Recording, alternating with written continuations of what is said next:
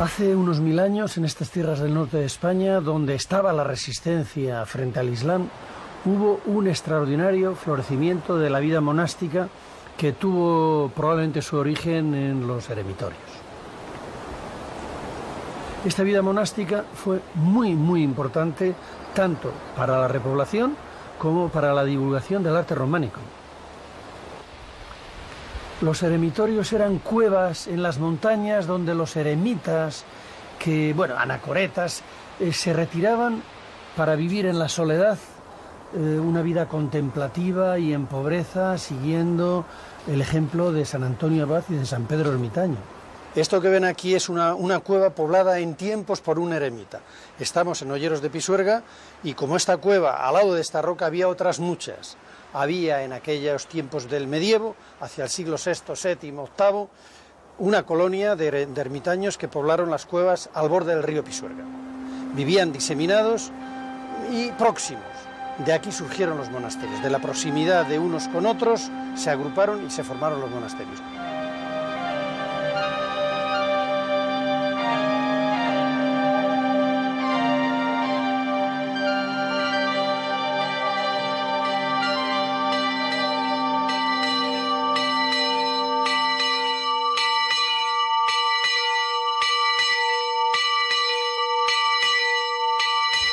No queda prácticamente nada y no sabemos cómo eran los primeros monasterios previos a la Edad Media. Lo que sí sabemos es que los eremitas, pues para poder orar en común, construían la iglesia, que era el lugar más confortable y más solemne, y era donde ellos celebraban el culto. Este es el caso, por ejemplo, de esta iglesia de Olleros que estamos viendo, donde consiguieron excavar un gran espacio dentro de la roca que les sirvió de iglesia.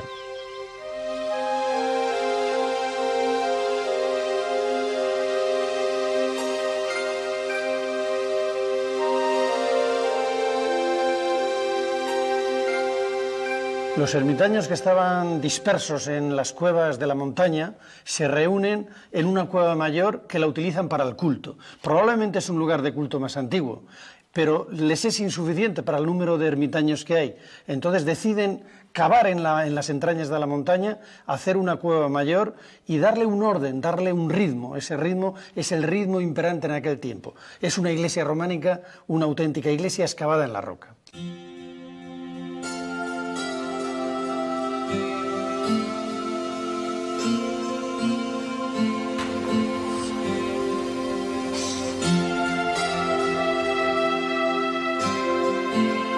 Aquí en Olleros está claro que había una comunidad que habitó de eremitas en el entorno de la iglesia.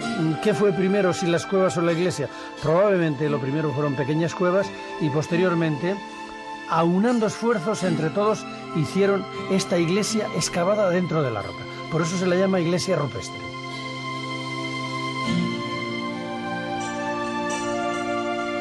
Se ve que se les quedó pequeño el eremitorio y como se estaban haciendo importantes monasterios en la zona, ya tenían oficio y conocían la técnica y el románico. Por eso la iglesia la hicieron siguiendo el orden románico. Esto es, labraron arcos fajones, arcos de medio punto, a lo largo de la nave de la iglesia. No eran necesarios, pero sí marcaban un ritmo y un estilo.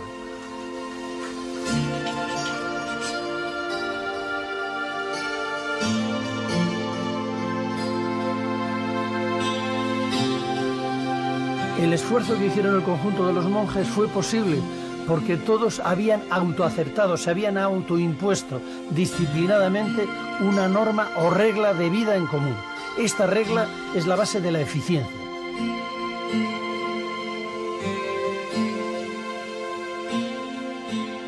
Muy parecido hizo San Benito cuando promulga su regla monástica. Él veía que los monjes estaban dispersos, no se sabía si eran monjes o eran ermitaños, había desorden.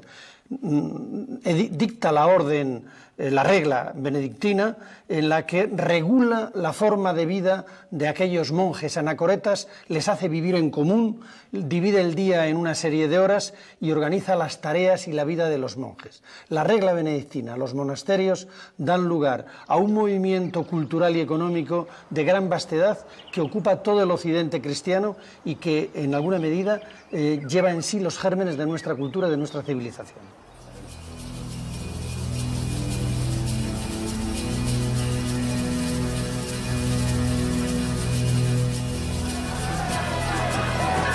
¡Dios los bendiga, caballeros!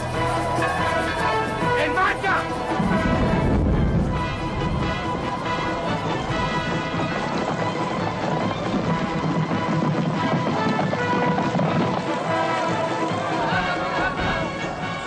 Con el inicio del siglo XI, en toda Castilla y León hubo un gran florecimiento del monacato.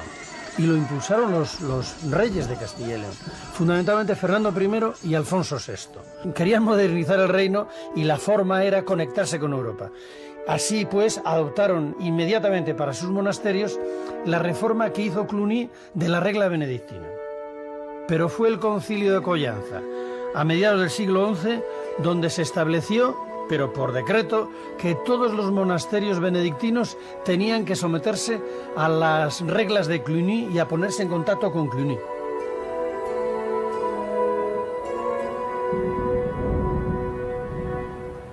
Los monasterios son de vital importancia para los reyes en la Reconquista, y lo son porque es una estructura de colonización de un territorio.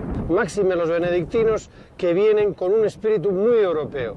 No en vano, Cluny es la primera multinacional de Occidente. Cientos de monasterios con la misma regla y con el mismo espíritu a lo largo del territorio, proporcionando a los reyes una logística de la que carecían.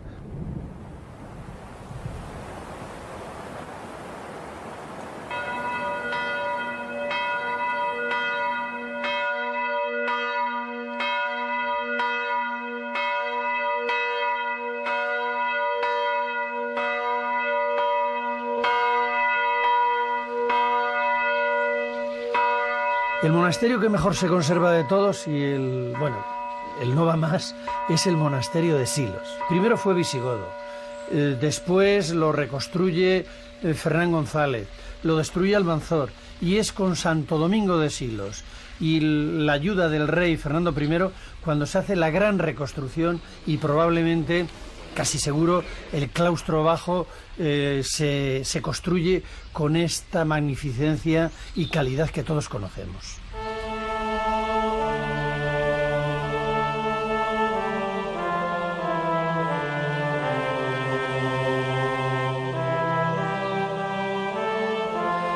Desde su fundación está regido por monjes benedictinos. Al principio se opusieron bastante a la reforma de Cluny. Su abad más famoso y el que dio la gran expansión al monasterio fue Santo Domingo de Silos, que fue un genio de la época. No solamente fue un gran constructor, sino que hacía milagros y convirtió al monasterio de Silos en una gran referencia para toda la región.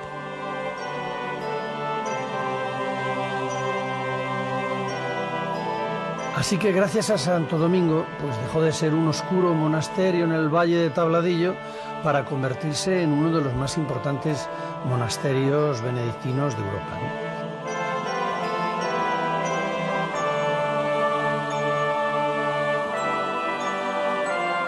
El abad Santo Domingo fue el gran impulsor del monasterio de Silos y el que sentó las bases de una enorme riqueza, influencia y poderío. La prueba es que, no contentos con el maravilloso claustro que habían hecho en el siglo precedente, a principios del siglo XIII levantan otro claustro sobre el anterior, y eso es excepcional en el románico.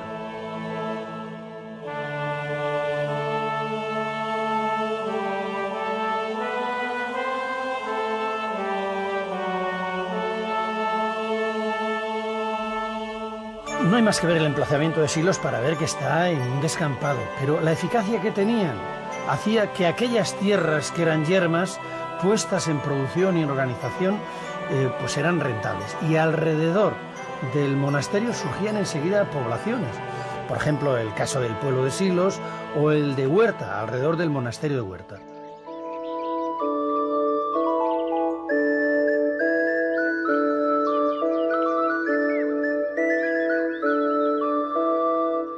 Fue por esta eficiencia repobladora por la que los monasterios tuvieron tanto apoyo de los reyes y de los nobles, porque en realidad eran la punta de lanza de la colonización de los territorios que eran reconquistados, que les quitaban a los árabes y que tenían que poner rápidamente en funcionamiento.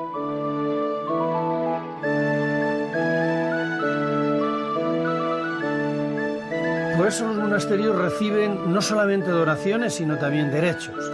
Derechos sobre las tierras, derechos sobre los molinos y, esta capacidad que tienen para desarrollar el territorio les dan un gran poder material. Y este poder material a los reyes muchas veces les sirve de contrapeso del poder que tienen los nobles. Estamos junto a la columna del poder. Esta columna es el rollo de justicia del monasterio de San Andrés de Rollo. Aquí no se ha subido nunca ningún político, ni tampoco se subía ninguna madre abadesa. Sin embargo, era el ámbito donde se ejercía la justicia por la señora de Horca y Cuchillo, que era la abadesa de este monasterio. Ella tenía jurisdicción sobre un territorio muy amplio. Afortunadamente, por lo visto aquí no se ajustició a nadie, pero es el símbolo del poder sobre un territorio que tenían las abadesas, o los abades en su defecto, en otros monasterios. Eran dueños y señores de un territorio.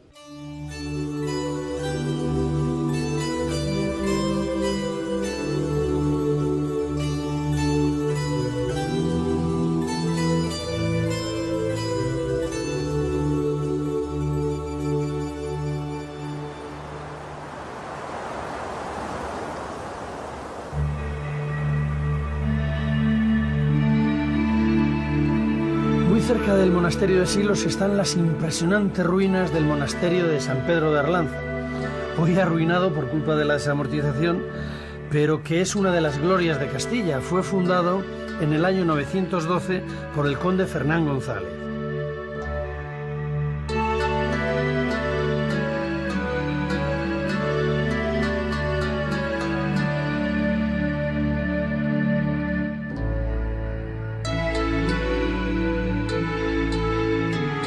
Como es habitual en los fundadores, mandaron enterrarse en el monasterio de San Pedro y allí tenían sus sepulcros el conde Fernán González y su esposa.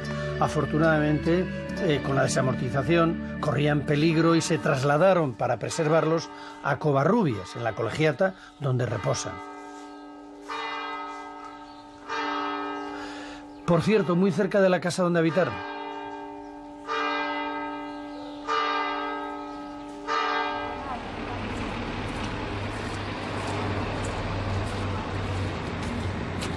No se lo van a creer, pero hace 1000 años estas ruinas albergaron el monasterio benedictino más poderoso de Castilla y León.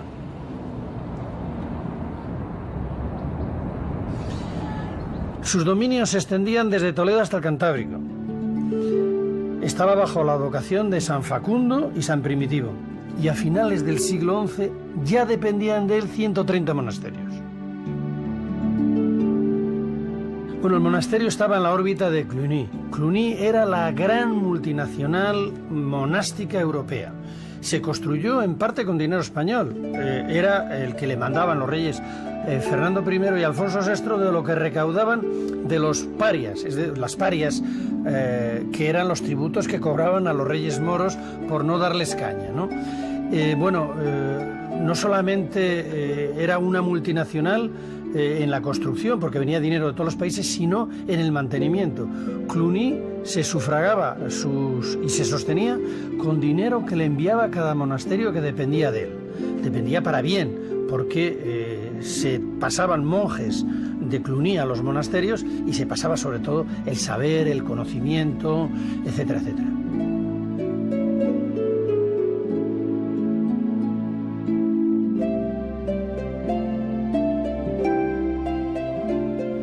Estas pobres imágenes de las ruinas no pueden darles a ustedes una idea de lo magnífico, de lo espléndido que era este monasterio de Sagún. Pero la prueba de que era grandioso es que Alfonso VI lo eligió como lugar de enterramiento para él y para sus esposas.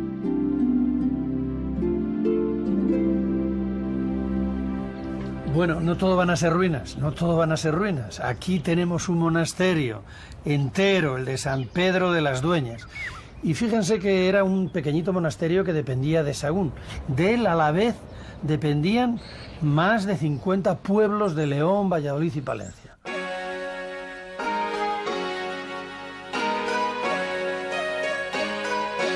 Este monasterio, que era imponente, pues tenía riquezas suficientes como para acometer la construcción de una gran iglesia, expresión de su poderío, que querían que fuera una imitación de la de San Isidoro de León.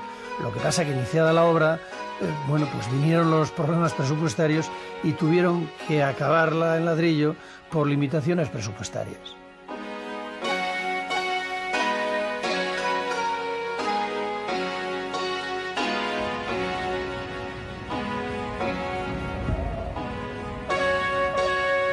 Aquí en Oña se levantó en el siglo XI el monasterio de San Salvador, que fue uno de los más importantes de Castilla y León.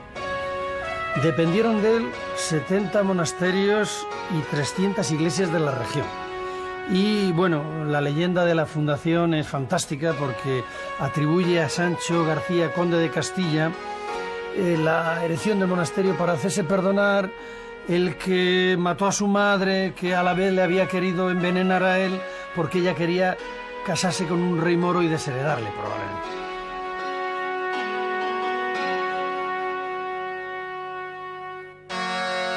El sucesor, Sancho III, el mayor de Navarra, fue el que puso el monasterio bajo la observancia cluniacense.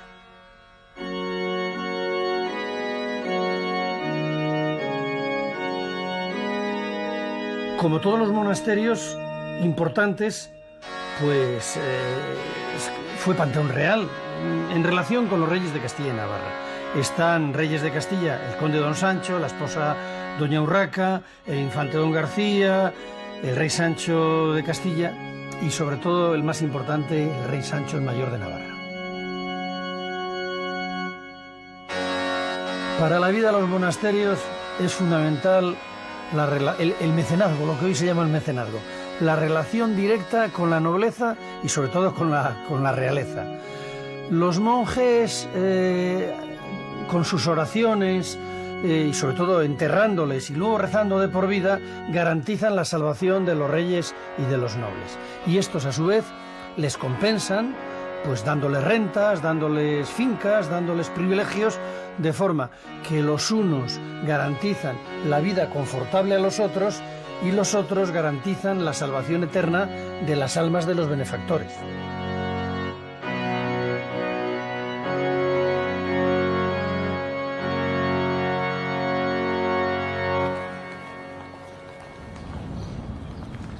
De los monasterios que dependían de Oña, uno de los que mejor se conservan es este de Santa María de Mave.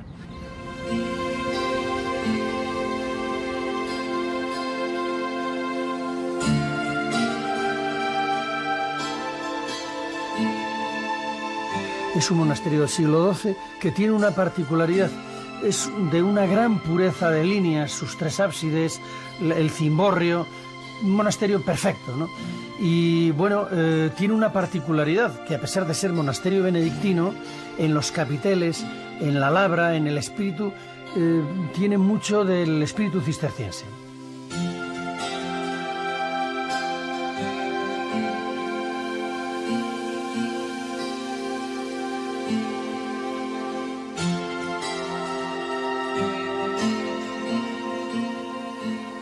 Aquí en Carrión de los Condes, a la vera del río Carrión, se refundó en el siglo XI por el conde Gómez Díaz el gran monasterio en honor de San Zoilo, mártir cordobés. La verdad es que fue muy rico, y la prueba de que fue muy rico está en que cada generación de monjes hacía una transformación. El claustro románico se destruyó, hicieron un claustro gótico tardío, la iglesia románica dio paso a una gran iglesia renacentista que oculta todo el monasterio románico salvo la portada recientemente descubierta.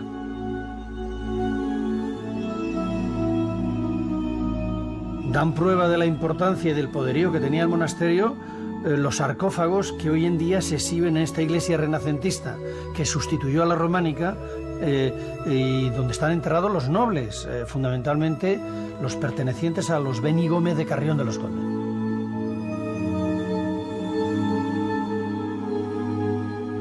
Enseguida, después de su fundación, se situó en la órbita de Cluny. En ese momento alcanzó un gran esplendor, de forma que fue prácticamente la cabecera de los monasterios benedictinos de toda España. Allí se celebraron 2 concilios y allí eran armados caballeros, reyes y nobles.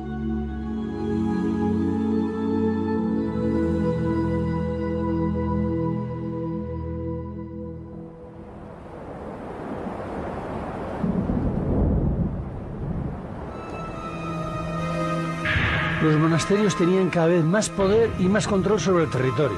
Esto provocaba el descontento de los campesinos. En concreto, en Sahagún se sublevaron por 2 veces, en el siglo XI y en el siglo XII, contra el poderosísimo monasterio de San Benito.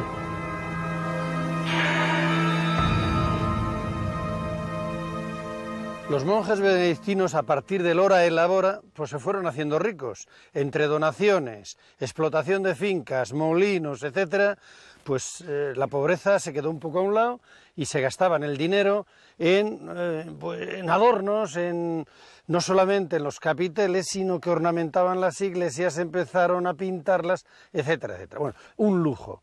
Para combatir esto vino la Reforma Cisterciense, de la cual San Bernardo de Claraval estableció unas bases que obligaban a quitar la ornamentación del monasterio cisterciense y aumentar el tiempo dedicado al canto, al rezo, sobre el tiempo del trabajo. Aquí en Moreruela, estas ruinas imponentes de lo que se cree que es el primer monasterio que implanta el Cister en España, son la muestra de la elevación, grandeza y simplicidad que la orden intenta implantar en su norma. La reforma cisterciense contra los excesos benedictinos surge también en Francia, en Citeaux. Los cistercienses vestían de blanco, por eso se les llamaban los monjes blancos. El Cister sigue también la regla de San Benito, lo que pasa es que son mucho más rigoristas. Quieren aplicarla estrictamente y por eso vuelven a los orígenes, a la pobreza, a la obediencia, y lo que hacen es trabajar más y estudiar menos para aprovechar el tiempo.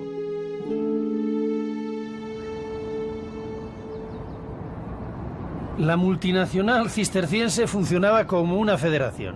Cada casa tenía su autonomía, pero luego se reunían todos los abades cada año para distribuir en común las cargas y los beneficios de toda la orden y para ayudarse mutuamente. El Cister contó enseguida con el apoyo de la realeza y de la nobleza. Hombre, los reyes, la monarquía, necesitaban lugares dignos para el recogimiento de las solteras y las viudas de la familia real, con criadas y todo, evidentemente. De ahí la importancia y la grandeza de los monasterios que hicieron en Castilla y León, sobre todo Alfonso VIII, con las huelgas reales, donde se fue retirando la parte femenina de la familia real. Bueno, este es el motivo de fundación, y hay otro también, claro. En la carta fundacional, Alfonso VIII también señala que deseaba obtener en la tierra la remisión de sus pecados y después un lugar con los santos en el cielo. Hombre, rey en la tierra y salvado en el cielo, de eso se trataba. Y aquí han reposado durante 800 años el bueno del rey Alfonso, su esposa doña Leonor y muchos reyes de Castilla. Bueno, en paz no, porque las tropas de Napoleón levantaron las tapas de los sepulcros para saquearlos en busca de las riquezas y tesoros que escondían.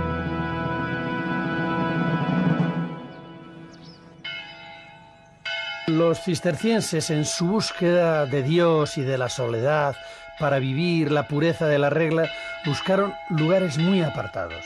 Por ejemplo, este es el caso de Huerta, enclavada entre los reinos de Castilla y de Aragón. También se atribuye la fundación a Alfonso VIII. Y aquí siguen, después de 800 años, practicando la misma regla cisterciense. ¿Qué permanece del Cister primitivo en la regla actual y en la vida de hoy? ¿Qué es lo que más llama la atención y que llamó en su tiempo y que sigue llamando hoy a nuestra sociedad? Yo creo, personalmente, y en mi caso, ha sido la sencillez, Cister busca la simplicidad, lo genuino del hombre, lo genuino del hombre y lo genuino del creyente. Y precisamente, en cierta medida, lo consiguieron. Vieron que buscaban pues, bueno, una vida dedicada al trabajo, dedicada a la oración, dedicada también a la formación intelectual. ¿Ustedes son felices? Intentamos serlo. La felicidad es una meta a la cual llegaremos con el tiempo y es también un don que Dios nos da. Parece que llaman a misa. Ya nos llaman. Muchísimas gracias, Padre Alfonso. Igualmente.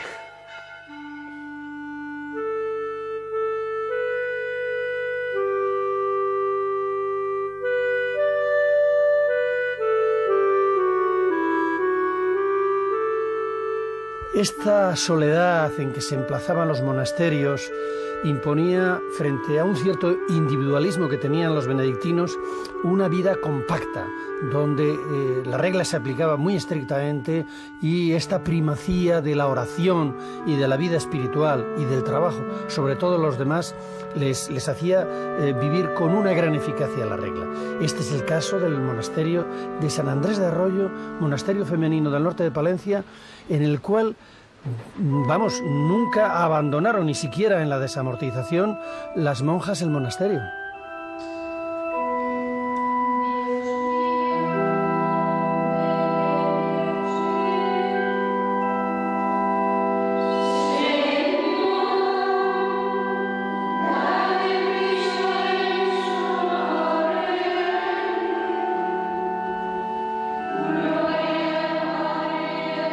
Es el culto divino, el canto y el rezo en la iglesia. Eso. ¿Siguen manteniendo las mismas horas sí, de todo. maitines, Todo, laudes? y todas las horas, tercia, sexta, nona, todo, completas, vísperas, todo. Con los oficios divinos, Todos el los canto. oficios divinos. En realidad esa es la esencia de la vida monástica. Esto el culto divino. es lo principal en la vida monástica. Si esto perdemos, lo hemos perdido todo. ¿Y ustedes son felices aquí? Ay, felicísimas. O sea que el Y mundo... no cambiaría mi vida, no cambiaría ni esta orden, ni estas hermanas, por nada.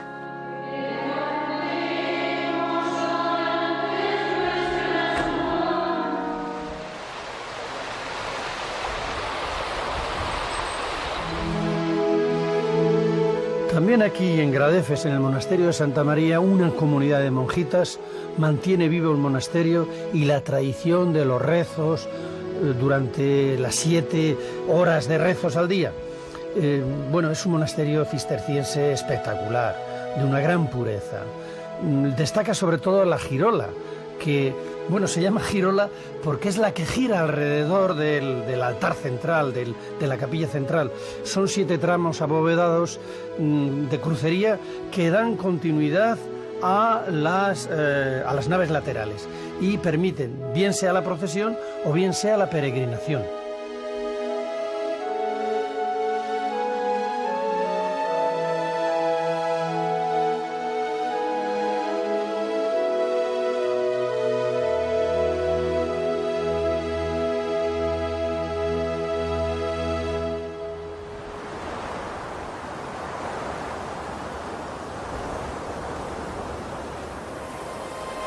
Cuando un monasterio cisterciense había conseguido el éxito, mandaba a 12 monjes a imitación de Jesucristo con un abad o abadesa a fundar otro monasterio.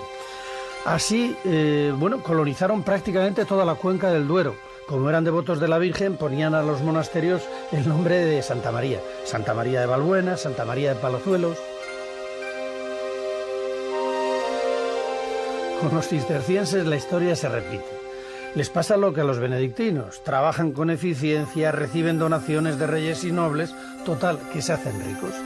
Y cuando se hacen ricos, pues la vida inicial se relaja, las costumbres se disipan y vienen otros con el mismo rigor que vinieron ellos a reformarles o a encontrar un sitio en la sociedad y en la sociedad religiosa.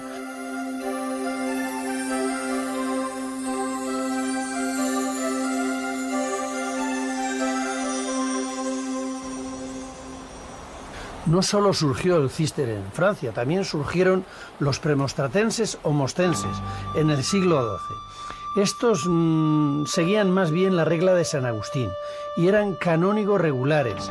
Cantaban, pero vivían fuera del monasterio y se dedicaban a las parroquias.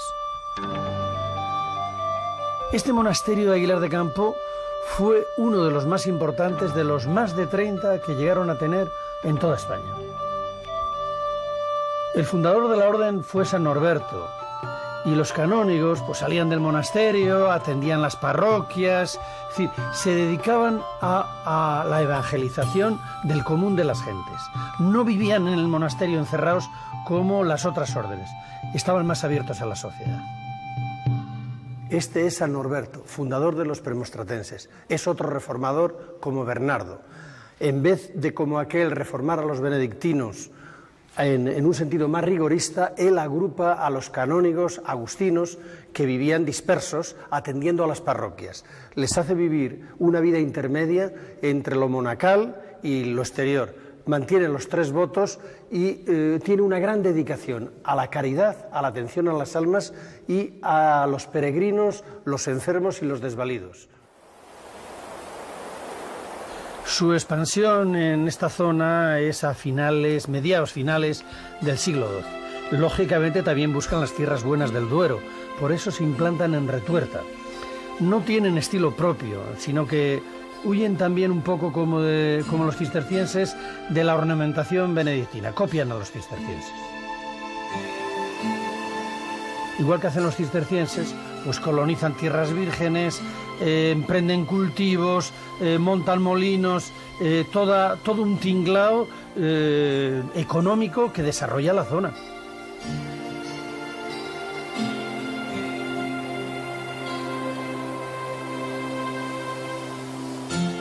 También estos son una multinacional.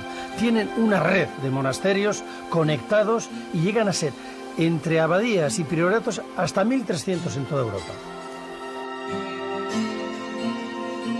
Con el tiempo la orden se relajó y les pasó de nuevo lo que a los benedictinos, y posteriormente a ellos vinieron otras órdenes puristas para sustituirles, para aplicar la regla con más rigor, los trapenses, o también para predicar, para abrirse a la sociedad, los dominicos, y también para dar ejemplo de pobreza, los franciscanos. Pero esto ocurrió ya después del románico, en los siglos XIII y XIV.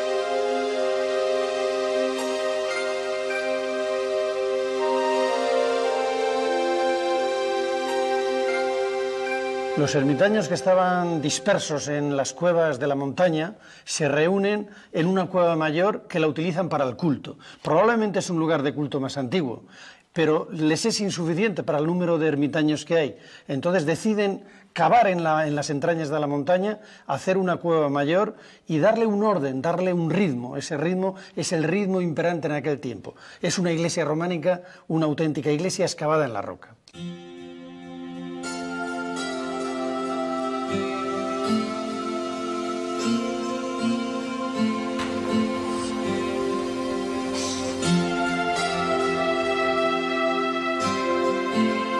Aquí en Olleros está claro que había una comunidad que habitó de eremitas en el entorno de la iglesia.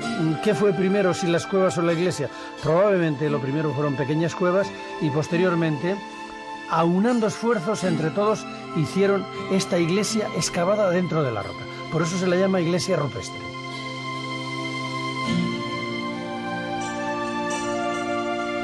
Se ve que se les quedó pequeño el eremitorio y como se estaban haciendo importantes monasterios en la zona ya tenían oficio y conocían la técnica y el románico. Por eso la iglesia la hicieron siguiendo el orden románico. Esto es, labraron arcos fajones, arcos de medio punto, a lo largo de la nave de la iglesia. No eran necesarios, pero sí marcaban un ritmo y un estilo.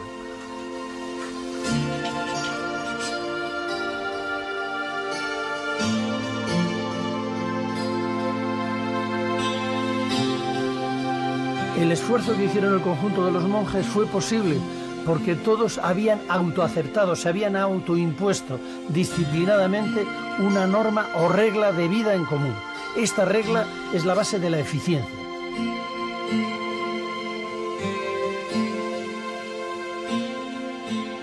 Muy parecido hizo San Benito cuando promulga su regla monástica. Él veía que los monjes estaban dispersos, no se sabía si eran monjes o eran ermitaños, había desorden. Dicta la orden, la regla benedictina, en la que regula la forma de vida de aquellos monjes anacoretas, les hace vivir en común, divide el día en una serie de horas y organiza las tareas y la vida de los monjes. La regla benedictina, los monasterios dan lugar a un movimiento cultural y económico de gran vastedad que ocupa todo el occidente cristiano y que en alguna medida lleva en sí los gérmenes de Nuestro Pedro, y allí tenían sus sepulcros el conde Fernán González y su esposa. Afortunadamente, con la desamortización, corrían peligro y se trasladaron para preservarlos a Covarrubias, en la Colegiata, donde reposan. Por cierto, muy cerca de la casa donde habitaron.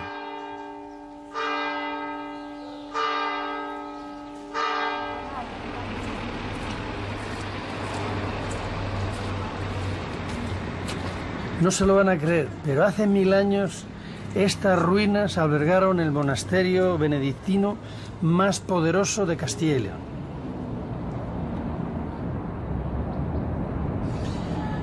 Sus dominios se extendían desde Toledo hasta el Cantábrico. Estaba bajo la advocación de San Facundo y San Primitivo, y a finales del siglo XI ya dependían de él 130 monasterios. Bueno, el monasterio estaba en la órbita de Cluny. Cluny era la gran multinacional monástica europea.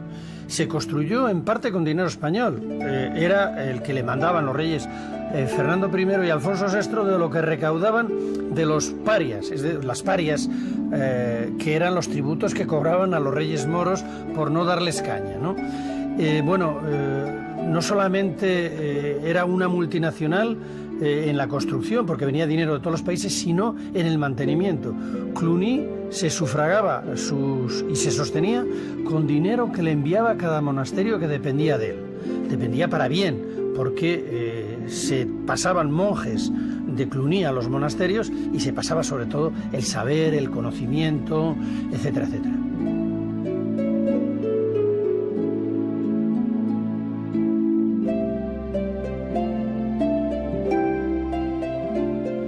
Estas pobres imágenes de las ruinas no pueden darles a ustedes una idea de lo magnífico, de lo espléndido que era este monasterio de Sahagún.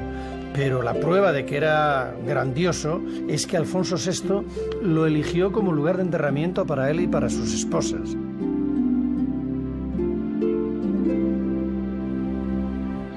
Bueno, no todo van a ser ruinas, no todo van a ser ruinas. Aquí tenemos un monasterio entero, el de San Pedro de las Dueñas. Y fíjense que era un pequeñito monasterio que dependía de Sahagún. De él a la vez dependían más de 50 pueblos de León, Valladolid y Palencia.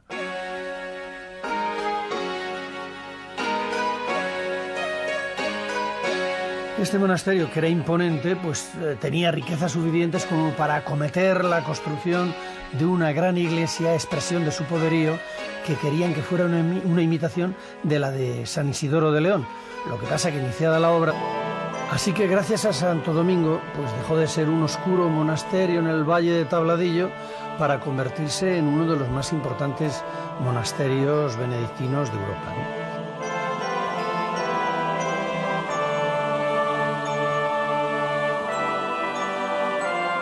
¿no? El abad Santo Domingo fue el gran impulsor del monasterio de Silos y el que sentó las bases de una enorme riqueza, influencia y poderío. La prueba es que, no contentos con el maravilloso claustro que habían hecho en el siglo precedente, a principios del siglo XIII levantan otro claustro sobre el anterior, y eso es excepcional en el románico.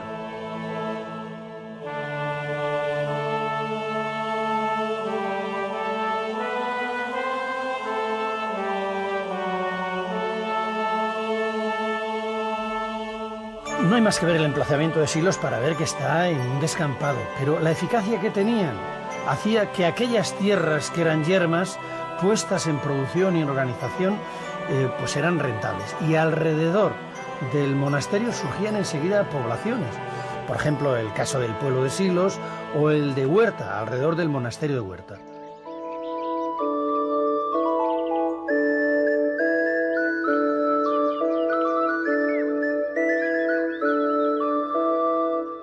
Fue por esta eficiencia repobladora por la que los monasterios tuvieron tanto apoyo de los reyes y de los nobles, porque en realidad eran la punta de lanza de la colonización de los territorios que eran reconquistados, que les quitaban a los árabes y que tenían que poner rápidamente en funcionamiento.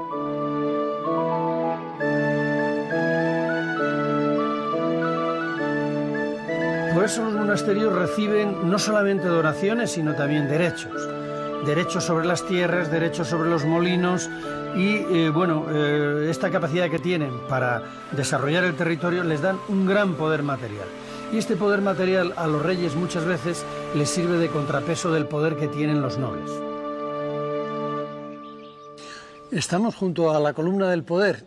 Esta columna es el rollo de justicia del monasterio de San Andrés de Rollo. Aquí no se ha subido nunca ningún político, ni tampoco se subía ninguna madre abadesa. Sin embargo, era el ámbito donde se ejercía la justicia por la señora de Horca y Cuchillo, que era la abadesa de este monasterio.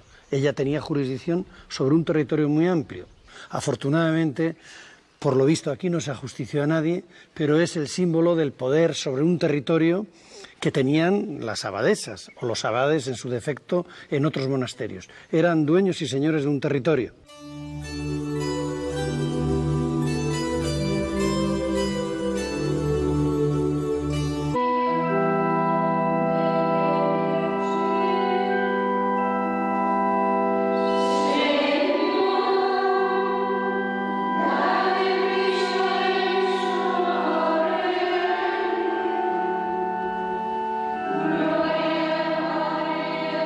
Es el culto divino, el canto y el rezo en la iglesia. Eso es. ¿Siguen manteniendo las mismas horas sí, de todo. maitines, Todo, laudes? y todas las horas, tercia, sexta, nona, todo, completas, vísperas, todo. Con los oficios divinos, el Todos canto. los oficios divinos. En realidad esa es la esencia de la vida monástica. Esto es lo principal en la vida monástica. Si esto perdemos, lo hemos perdido todo. ¿Y ustedes son felices aquí? Ay, felicísimas. O sea que Y no cambiaría mi vida, no cambiaría ni esta orden, ni estas hermanas, por nada.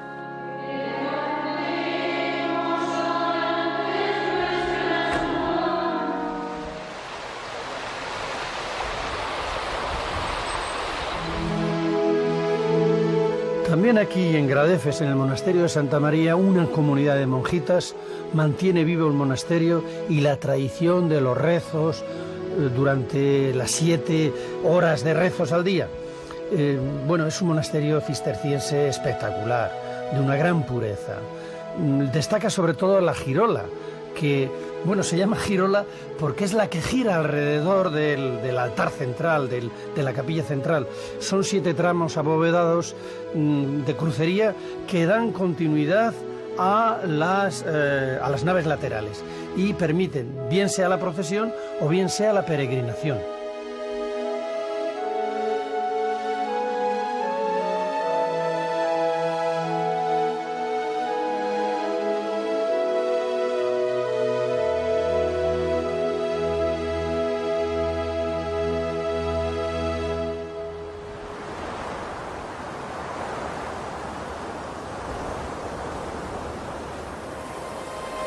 Cuando un monasterio cisterciense había conseguido el éxito, mandaba a 12 monjes a imitación de Jesucristo con un abad o abadesa a fundar otro monasterio.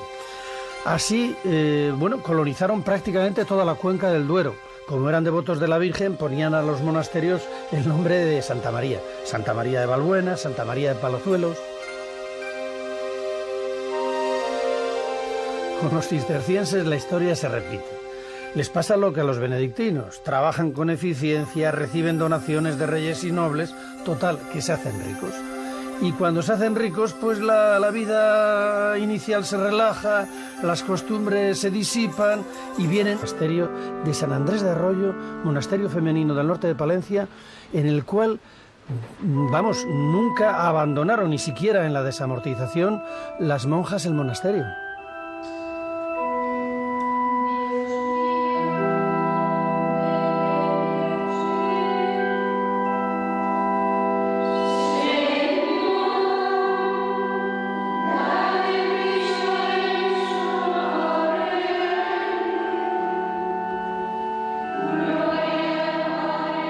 Fundamental es el culto divino, el canto y el rezo en la iglesia. Eso es. ¿Siguen manteniendo las mismas horas Sí, de todo. maitines, Todo, laudes? y todas las horas, tercia, sexta, nona, todo, completas, vísperas, todo. Con los oficios divinos, el Todos los canto. oficios divinos.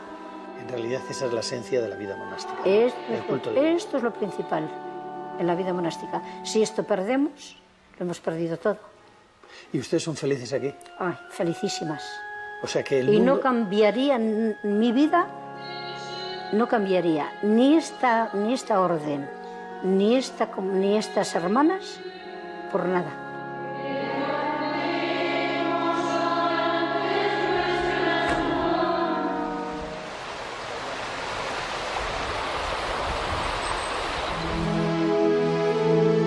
También aquí en Gradefes, en el monasterio de Santa María, una comunidad de monjitas mantiene vivo el monasterio y la tradición de los rezos durante las 7 horas de rezos al día.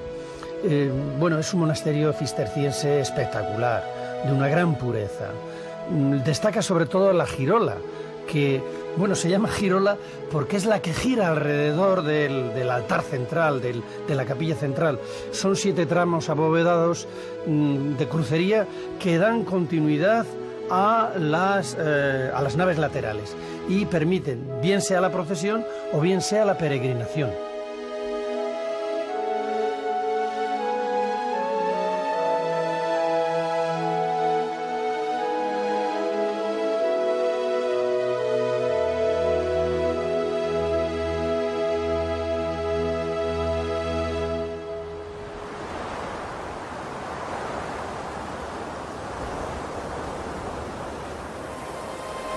Cuando un monasterio cisterciense había conseguido el éxito, mandaba a 12 monjes a imitación de Jesucristo con un abad o abadesa a fundar otro monasterio.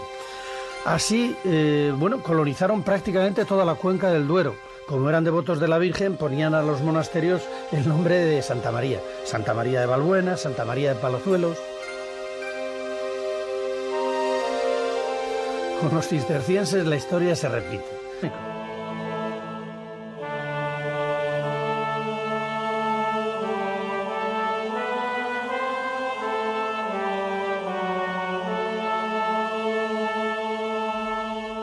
No hay más que ver el emplazamiento de Silos para ver que está en un descampado, pero la eficacia que tenían hacía que aquellas tierras que eran yermas, puestas en producción y en organización, eran rentables. Y alrededor del monasterio surgían enseguida poblaciones.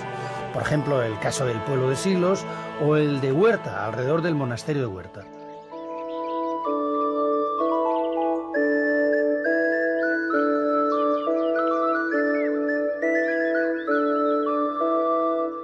Fue por esta eficiencia repobladora por la que los monasterios tuvieron tanto apoyo de los reyes y de los nobles, porque en realidad eran la punta de lanza de la colonización de los territorios que eran reconquistados, que les quitaban a los árabes y que tenían que poner rápidamente en funcionamiento.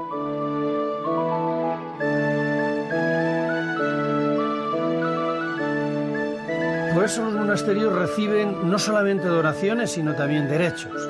derechos sobre las tierras, derechos sobre los molinos y, esta capacidad que tienen para desarrollar el territorio les dan un gran poder material. Y este poder material a los reyes muchas veces les sirve de contrapeso del poder que tienen los nobles. Estamos junto a la columna del poder. Esta columna es el rollo de justicia del monasterio de San Andrés de Rollo. Aquí no se ha subido nunca ningún político, ni tampoco se subía ninguna madre abadesa.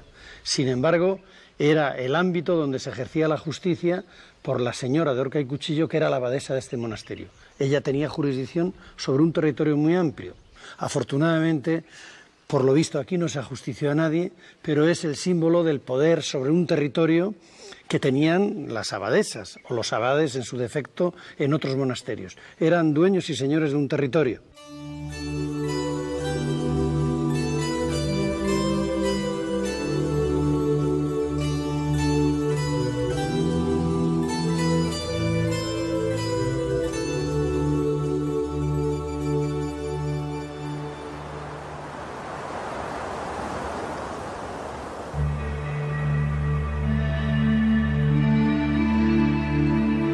Cerca del monasterio de Silos están las impresionantes ruinas del monasterio de San Pedro de Arlanza, hoy arruinado por culpa de la desamortización, pero que es una de las glorias de Castilla. Fue fundado en el año 912 por el conde Fernán González.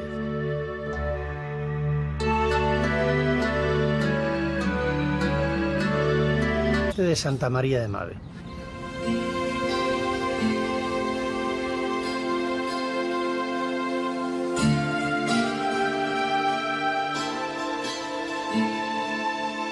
Es un monasterio del siglo XII que tiene una particularidad, es de una gran pureza de líneas, sus tres ábsides, el cimborrio, un monasterio perfecto, ¿no? Y tiene una particularidad, que a pesar de ser monasterio benedictino, en los capiteles, en la labra, en el espíritu, tiene mucho del espíritu cisterciense.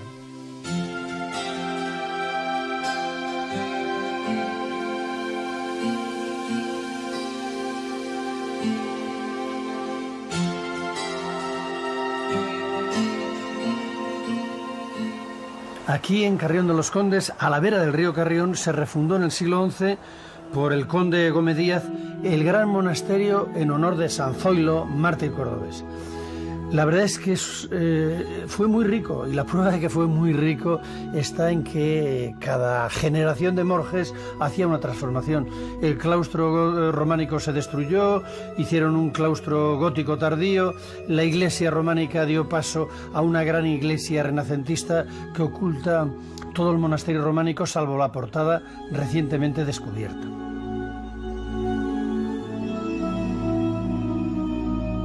Dan prueba de la importancia y del poderío que tenía el monasterio los sarcófagos que hoy en día se exhiben en esta iglesia renacentista, que sustituyó a la románica y donde están enterrados los nobles, fundamentalmente los pertenecientes a los Beni Gómez de Carrión de los Condes.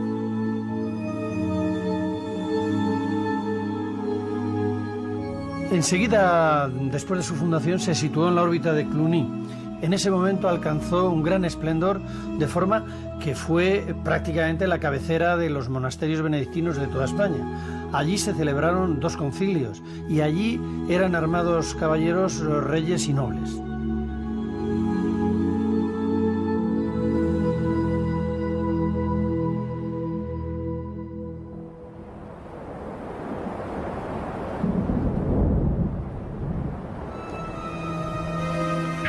Los monasterios tenían cada vez más poder y más control sobre el territorio. Esto provocaba el descontento de los campesinos.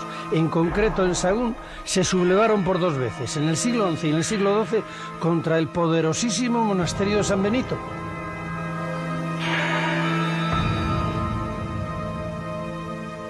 Los monjes benedictinos, a partir del hora et labora, pues se fueron haciendo ricos. Entre donaciones, explotación de fincas, molinos, etcétera, pues la pobreza se quedó un poco a un lado y se gastaban el dinero.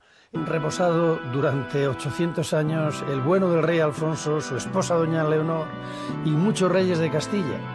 Bueno, en paz no, porque las tropas de Napoleón levantaron las tapas de los sepulcros para saquearlos en busca de las riquezas y tesoros que escondían.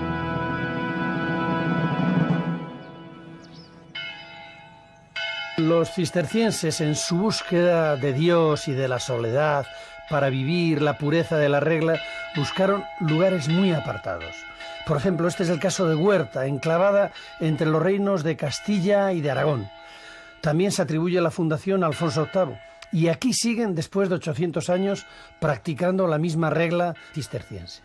¿Qué permanece del cister primitivo en la regla actual y en la vida de hoy? ¿Qué es lo que más llama la atención y que llamó en su tiempo y que sigue llamando hoy a nuestra sociedad? Yo creo, personalmente, y en mi caso, ha sido la sencillez.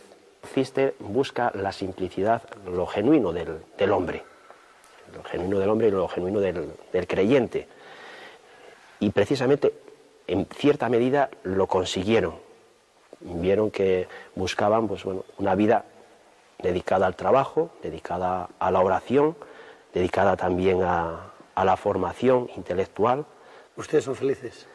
Intentamos serlo. La felicidad es una meta a la cual llegaremos con el tiempo y es también un don que Dios nos da. Parece que llaman a misa. Ya nos llaman. Muchísimas gracias, Padre Alfonso. Igualmente.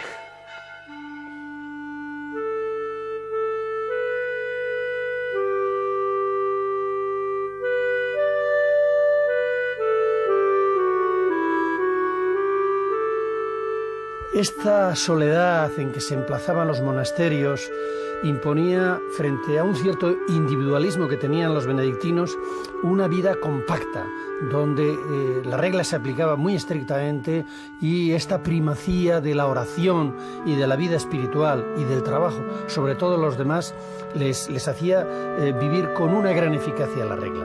Este es el caso del monasterio de San Andrés de Arroyo, monasterio femenino del norte de Palencia, en el cual nunca abandonaron, ni siquiera en la desamortización, las monjas el monasterio.